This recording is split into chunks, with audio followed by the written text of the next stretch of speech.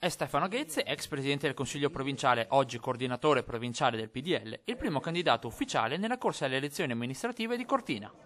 Nessun simbolo di partito, Ghezze corre con la lista civica per la nostra Cortina. Un gruppo che sta nascendo e che rappresenterà le diverse anime del paese, da quella civile a quella politica.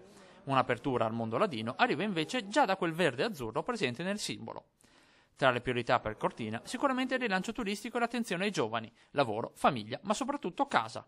Sulla scelta di non appoggiarsi al simbolo del suo partito, Ghezze spiega: nei piccoli comuni, nei paesi come il nostro, più che il colore politico contano la squadra e le persone. Quello di Ghezze è il primo nome ufficiale che si getta nella competizione. Da tempo si parla di un candidato del centro-sinistra, ma ancora nulla di concreto. Sicura invece la presenza di una lista che rappresenta l'attuale maggioranza, ma è ancora incerto il nome del candidato. Indubbio quindi la ricandidatura di Andrea Franceschi, anche se non è da escludersi una spaccatura nel centrodestra, sulla scia di quanto già accaduto a Belluno. I giochi sono appena iniziati.